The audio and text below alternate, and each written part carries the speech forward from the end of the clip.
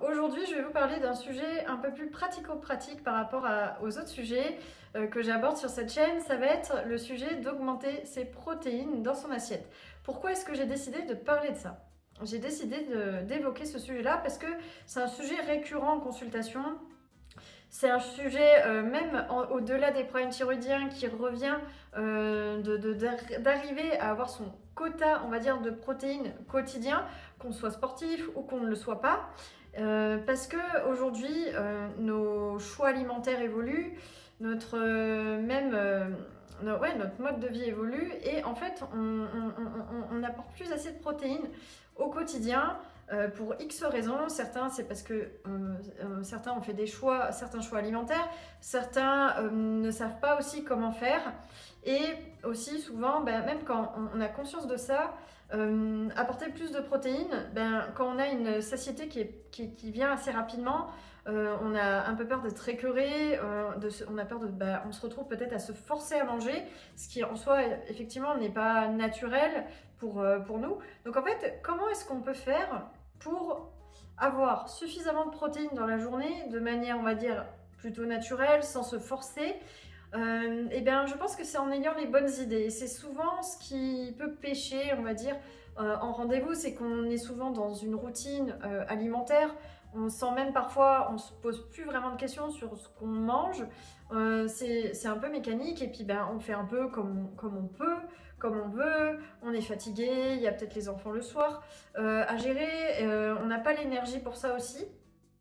Et donc, comment est-ce qu'on peut faire simplement en attendant d'avoir ce temps-là aussi pour se pencher, on va dire, sur le sujet, parce que c'est vrai que ça demande réellement un effort de changer des habitudes, de s'y intéresser, de mettre en place ce changement et derrière de le tenir. Donc on passe vraiment par plusieurs phases et donc l'idée aujourd'hui c'est de vous donner des astuces qui vont vous aider à aller un peu plus vite et surtout des astuces qui finalement peuvent s'intégrer très facilement à un quotidien, même un quotidien chargé. Et donc, on va aborder ça. Donc, j'ai évoqué ça aussi à l'écrit, donc dans un article que je vous mettrai. Donc, cet article reprend sensiblement des choses que je vais vous dire en vidéo, mais certainement avec certains ajouts ou des choses qui sont plus développées dans l'article. Donc je vous le mettrai aussi en description, comme ça vous aurez vraiment quelque chose de très complet. Donc première astuce moi à laquelle j'ai pensé, donc parce que voilà c'est aussi inspiré de faits réels, je suis la première concernée par le sujet d'augmenter ses protéines parce que moi je suis quelqu'un qui a plutôt un bon appétit mais je suis quand même assez vite rassasiée, donc si vous voulez avoir des grosses assiettes tout ça j'ai un peu du mal. J'ai pas spécialement envie de grignoter ou de faire des collations. En fait, moi, quand je fais mon repas, en général, je tiens plutôt bien jusqu'au midi, jusqu'au soir. Voilà, ça va. Mais c'est vrai que je me suis rendu compte et je me suis naturellement un peu plus intéressée avec le sport, évidemment, un peu comme tout le monde. Mais disons que ça m'a fait me pencher un peu plus sur le sujet, alors que en fait j'aurais pu m'y pencher déjà bien avant de m'intéresser à mon activité physique. Donc la première astuce à laquelle j'ai pensé, quelque chose qui marche plutôt bien, finalement c'est de réinstaurer une sorte d'entrée avant le repas. Donc une entrée avec 2 œufs durs. Donc moi j'ai décidé de faire ça, donc pas des œufs durs, moi je les fais plutôt mollets parce que j'aime bien garder le jaune coulant pour profiter des nutriments qu'on retrouve dans le jaune, qu'on peut perdre avec la cuisson du jaune. Et donc plutôt mollet, donc quelque chose d'intermédiaire entre l'œuf dur et l'œuf trop coulant en coque, etc. Et donc ça en entrée, le fait que ça soit plutôt compact, plutôt par exemple que 2 œufs au plat, et ça fait que j'arrive à les manger beaucoup plus facilement. Vous voyez, j'ai remarqué ça. Et d'autant plus, c'est d'autant plus facile, c'est parce que là on va les cuire à l'eau dans une casserole. Et donc si vous voulez, c'est beaucoup plus petit entre guillemets en termes de volume à consommer et ça peut paraître bête. Mais pour moi vraiment ça me fait la différence, ça me permet de manger 2 œufs au lieu d'en manger un. Vous voyez? Voilà. Donc ça, après, qu'est-ce que je voulais vous dire d'autre? Oui, un avantage aussi avec ça, c'est que vous pouvez en faire en avance. C'est-à-dire que vous pouvez faire pour les 3 jours qui suivent, si vous voulez vous faire des œufs déjà cuits, mollets ou durs, et du coup vous pouvez le faire un peu en avance et comme ça vous les avez déjà prêts pour vos entrées, sachant que vos 2 œufs avant les repas, vous n'êtes pas obligé de les manger les 2 avant un repas de la journée, vous pouvez en manger un au repas de midi par exemple et un en entrée au repas du soir. Vous voyez, si ça vous fait trop quand même, il y a aussi cette option-là. Voilà.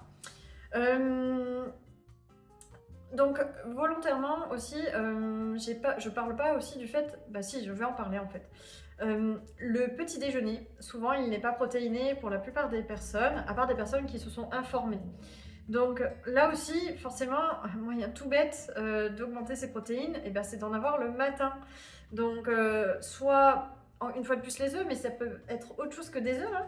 On peut tester, il faut tester et changer les choses, c'est pas toujours facile, surtout le matin.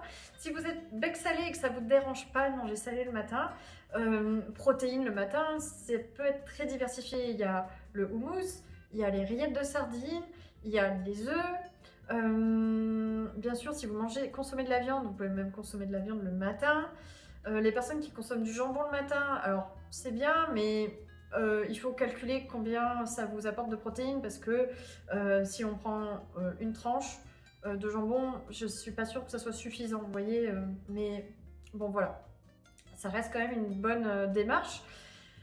Donc vous avez quand même du choix pour le matin et si vous n'êtes pas trop salé, il y a aussi des techniques pour apporter des protéines sans avoir ce goût salé.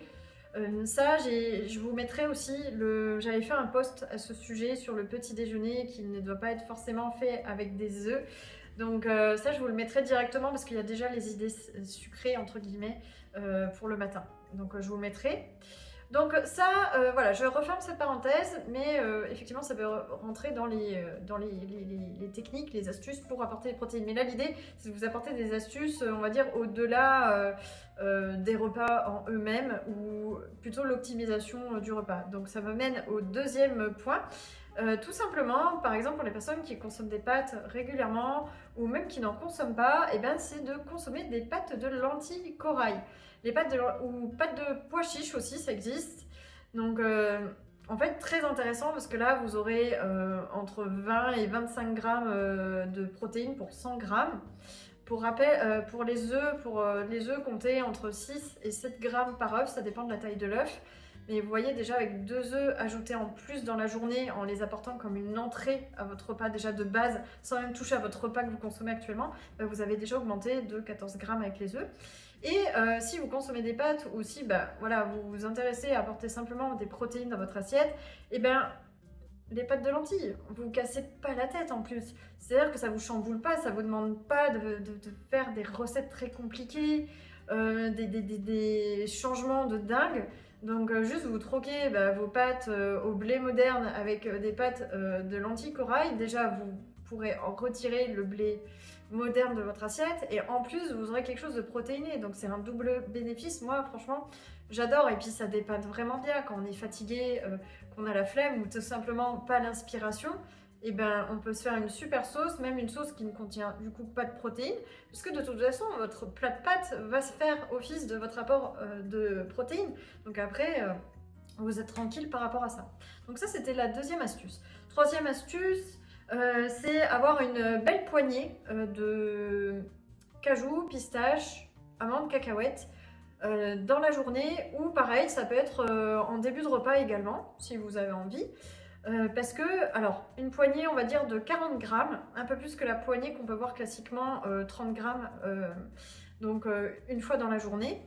40 grammes de ces oléagineux, ça va vous permettre d'avoir entre 8 et 10 grammes de protéines en plus dans la journée.